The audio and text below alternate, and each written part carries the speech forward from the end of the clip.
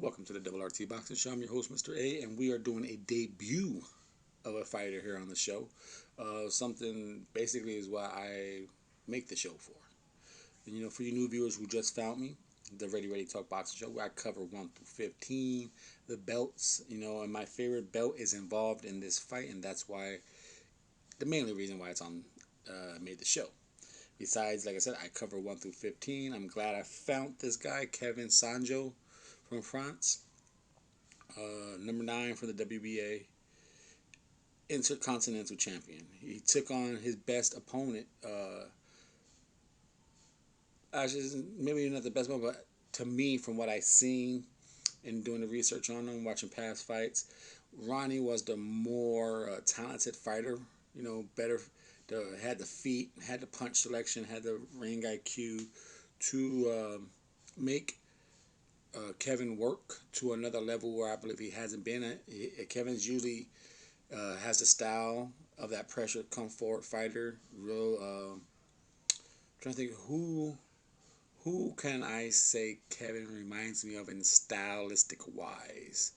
He comes forward like Triple G, but without the intelligent jab.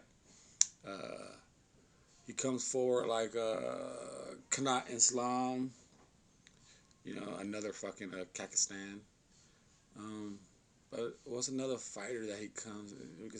But he needs a jab. He doesn't have the jab of those two guys, but he has the intelligent pressure.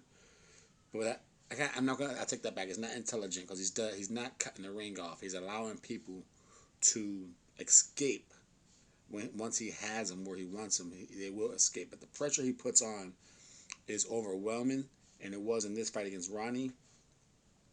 But because of the lack of intelligent pressure, the cutting the ring off, Ronnie stopped his KO streak. This was one fight Kevin could not end in, even though he put all the pressure on. He had the hits. He had Ronnie hurt, but without that footwork and that constant jab, he needs to pump the jab. Ronnie was able to escape. But in saying so, it was a good learning experience for Kevin, a good victory. But it's right now Kevin has to decide what type of fighter he wants to be. Does he wants to just be a local champion in France, or does he wants to attempt to really go global, worldwide? Because at number 9, being the Intercontinental Champion, that's the belt you want to have. Again, I love that belt. We talk about all belts here, and a quick description of that belt is Intercontinental. Continental, obviously, it's a continent. Inter, you can travel across bodies of water to another continent. So, hence, whoever the WBA champion is, wherever he is at, if you have the Intercontinental belt, you can travel the world and find his ass. That is the system of belts. People they don't talk about. I had to read into like what the hell it is, but I think if it was talked more about that belts and other belts, I think boxing would grow a lot more. But taking a back step and talking about Kevin Sanjo, him having that belt at number 9, the only place he is ranked in is the WBA, and we know Colin Smith and Saul Alvarez is about to define who is the king of the WBA. Then you have the gold champion in Fedor Chodunov. Who is Kevin gonna fight? He could take some step backwards and try and fight these guys: Danielle Scardina, Bertimer, Devin Coloni, Vladimir Shishkin, Mike Kowarski, Eric Babazanzian. But why? Unless you can't get a fight, okay, fight a ranked fighter, I get it. That's totally respectable. But if he's to move forward, Louis Tutin, I don't know. I don't know who Louis Tutin is. But from 7 on up, the dude has a serious question to ask himself. Am I ready to change my work regimen, change what I have to challenge number 7, John Ryder? John Ryder looked at as a fucking champion with no belt by many. That work rate is just like Kevin's. Go forward, push you back, put a boot in your ass. But Ryder understands the use and importance of a jab. That'd be very interesting. Very interesting. You got number 6, the highly highlight reel Edgar Berlanga. What is he really though? Number 6 is unfucking believable. Who has he beat? I don't believe he's beat anyone in the top 15 in the WBA, but somehow he's number 6. That's the way boxing works. Daniel Jacobs, David Lemieux. Number 3, David Benavidez. Number 2, Adios Yorbosinli. And number 1, the fast track, I believe, is the Cuban David Morrell. So Kevin has a good look in the mirror and talking he has to give himself on, is he ready to make this? Because I think his style is good. I like his style.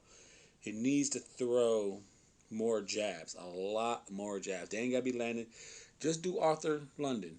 Look at all those jabs. They ain't got to land. They just got to be there, make the opponent think. Because your style, Kevin, is coming in and putting a boot in the ass. But you just don't want to come in with your face and get hit.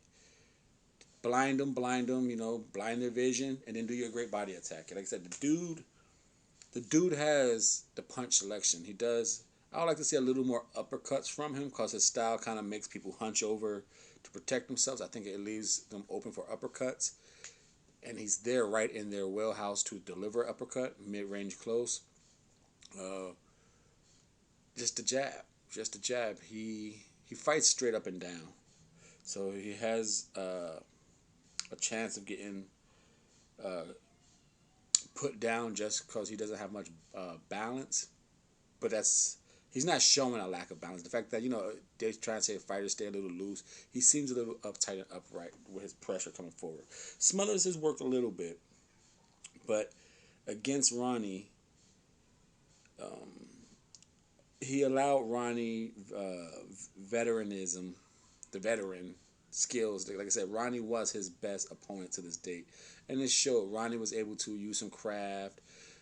When he was in trouble, tie him up, stop his momentum, stop his knockout streak. And those little things, he has to be ready to stop opponent from holding him. Because his style, people aren't going to want Kevin in the ring with him.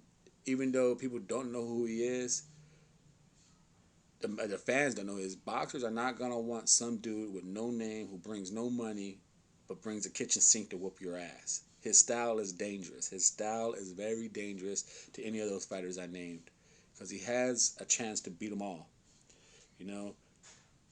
Well, honestly, I don't think he could beat David Benavidez, and I don't think he could beat John Ryder.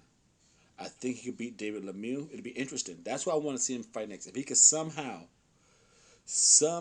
get a fight in Canada with David Lemieux, considering he's from France. They're both going to speak French. I think it'd be a real good sell, whether David Lemieux goes to France, whether Kevin goes to Canada, where the money will be at. I think it'll be a good selling point and a great global test for Kevin. So I'm hoping he fights David Lemieux next. And it'd be interesting because with his come forward style, he can't just walk into David Lemieux because David Lemieux will let off on him. But he, at the same time, will let off right back on David Lemieux. So stylistically, someone's getting knocked the fuck out, and both these fighters want to deliver that knockout. So I'm hoping next I hear news, and I'm going to keep an eye out, I'm hoping I hear David Lemieux versus Kevin Sadjo for the WBA Intercontinental belt. So he has something to bring to the table to fight David Lemieux. Double RT Boxing Show. I hope I see that fight.